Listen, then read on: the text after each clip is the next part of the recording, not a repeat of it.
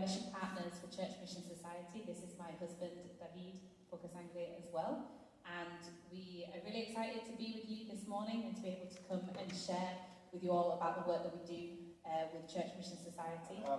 We're really proud of Keeping Paris to partner in mission with Azaria and Davide, and it's great for them to come and explain to us this morning a little bit about what it is that they do and that we support.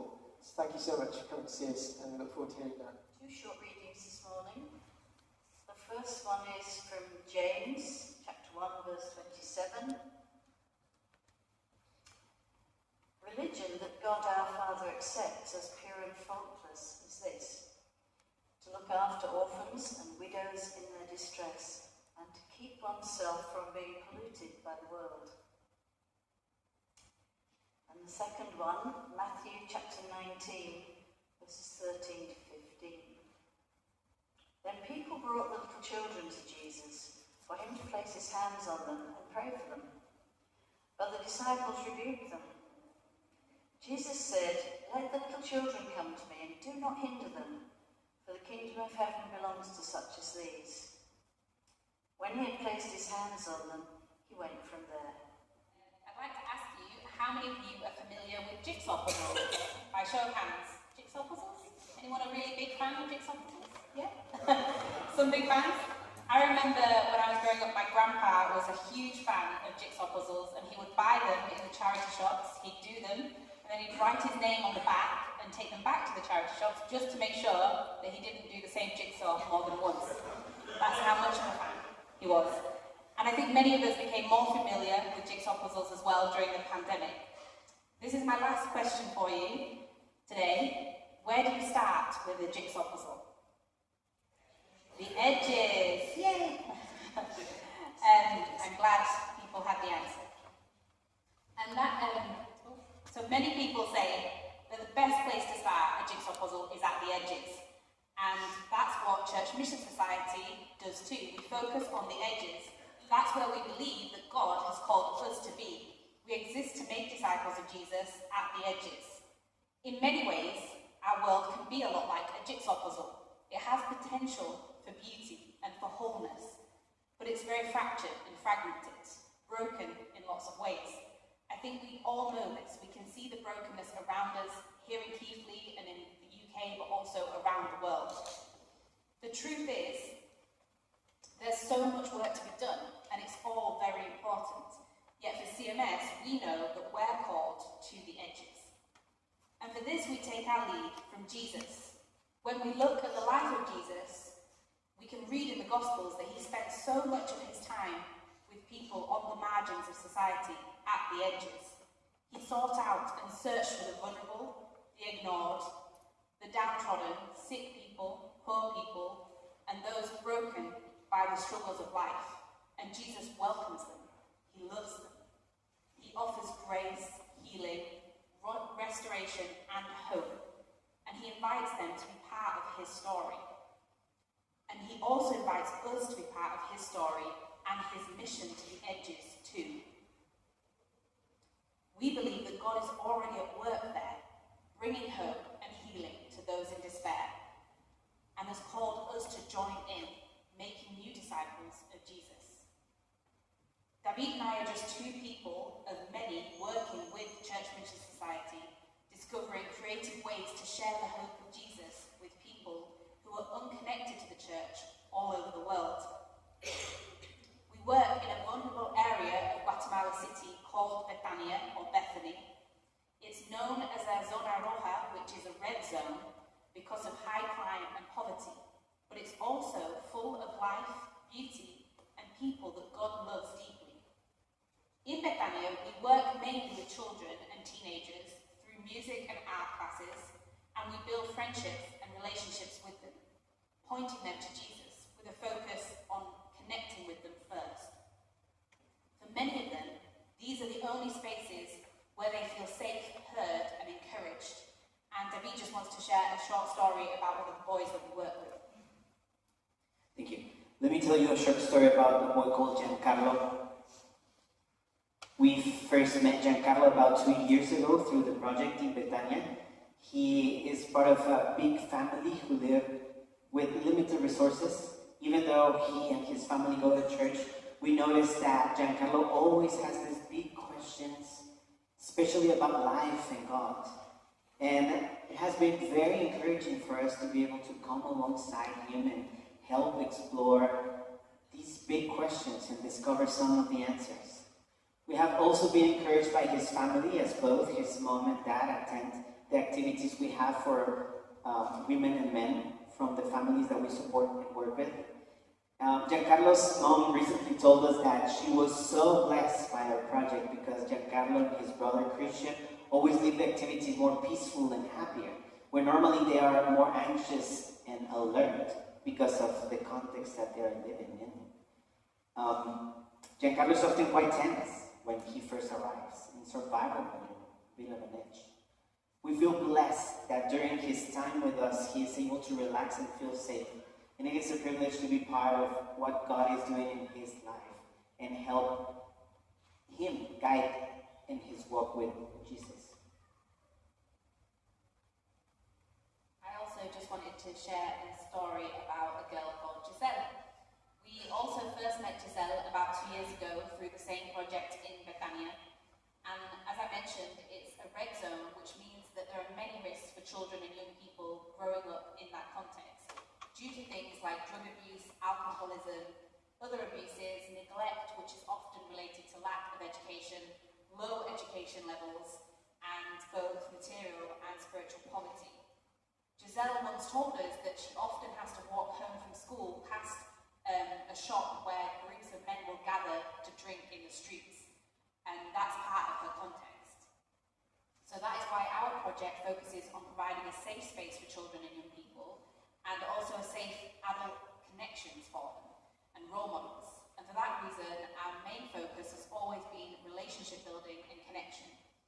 It's a very special thing for us when a young person chooses to open their lives to us and share with us. Through these activities, we have seen God at work in Giselle's life. She has been transformed from a very unsure, quiet girl with low self-esteem, low confidence, who had very little relationship with God, into a young lady who is a lot more secure, always laughing and telling stories, coming in and wanting to talk about her week with us, sharing more openly with us about what's going on in her life at school, with friends, with boys, with her mum, and telling lots of stories.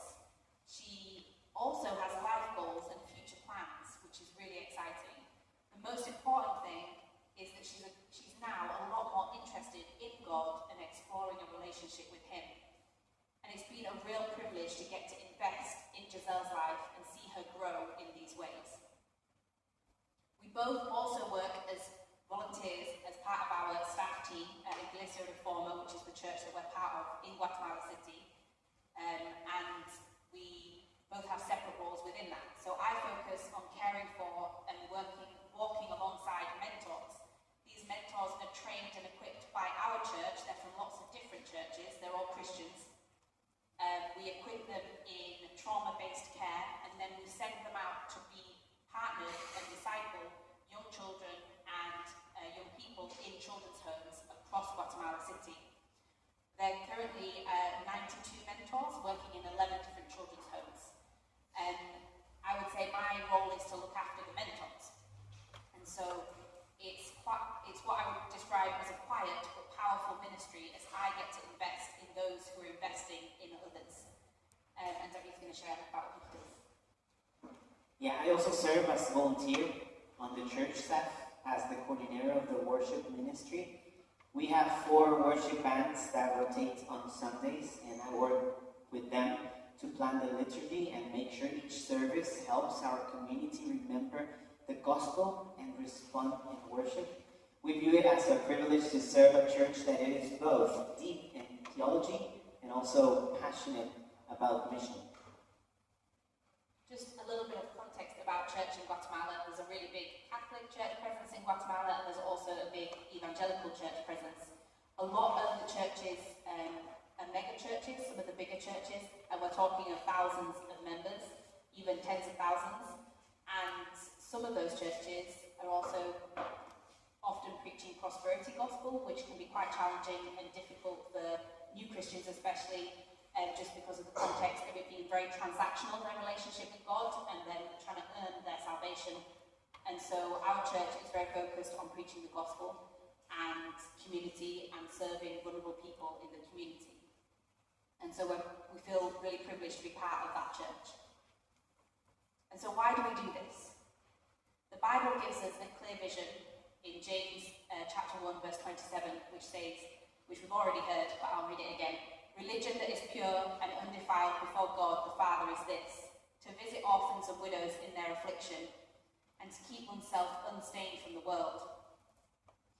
This verse is not just about doing good deeds, it's about living out the gospel with our whole lives, about being the kind of people who reflect God's heart, especially to the most vulnerable, those on the edges.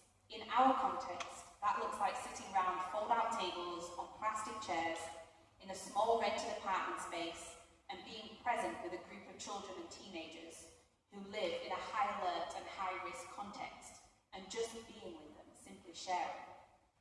It also looks like encouraging a mentor who's exhausted from hearing hard stories in a children's home. And it looks like leading others in worship, singing about hope in a context that often feels hopeless. Then there's Matthew 19:13-15.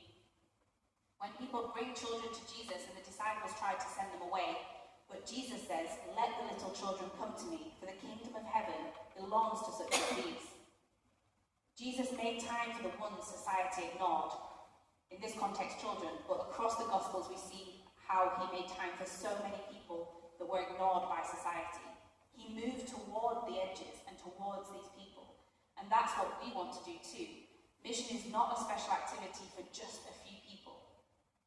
It's the natural life of any Christian who is following Jesus. We are all called to be on mission, whether that's in Bethania or in England or even here in Keighley, whether that's in a children's home context or in a classroom, in the pulpit or over coffee. We live in a fractured and fragmented world, broken in lots of ways. But just like the jigsaw puzzle we thought about earlier, we have to believe that our world has the God-given potential for peace and wholeness. And we all have our part to play. And this is where we come in. This is where we, all of us, can make a difference. The truth is, we can't all go to these places, out on the very edges. But we can join in with this great kingdom work by praying and by giving. We do invite you to pick up one of our prayer cards afterwards. You can cut off the side that's dark blue, and that's a prayer card bookmark. And then on the other section, you can fill in to receive regular updates from Davide and myself through Church Mission Society. And there's also another section for you to prayerfully consider whether you'd like to start giving to us financially. We're no longer just one person in mission, we're now two people since I got married. And we both started serving God in mission together, and our budget has increased slightly because of that. And so we are a little bit underfunded currently, and we're encouraging our current supporters, like the Keighley Parish, to prayerfully consider a slight increase in their giving. And we're inviting all of our churches to do that, thinking that if everyone increases by a little bit, we'll be fully covered. Also inviting individuals to start supporting us if they would like to and they feel that that's what God has placed on their hearts. A gift of just £5, £10 or £10 or any amount a month can really make a big difference. And you too can also be going to the edges by helping support Church Mission Society to equip the partners like ourselves to share the hope of Jesus with people like Giancarlo and Giselle all over the world. We're going to be around after the service and we'd love to chat to some of you. I can see a few familiar faces that I'd love to say hi to, but I'd love to say hi to everybody, not just the familiar faces. Just for context, I grew up in St. Mark's, Italy, so that's why I know some people here today. And so yeah, we just want to say again a big thank you for your prayers and your support and your love towards us. You're not just supporting us and the work that we're doing, you're part of what God is doing in Guatemala and other parts of the world. So let's keep following Jesus to the edges together. May God bless you all. Amen.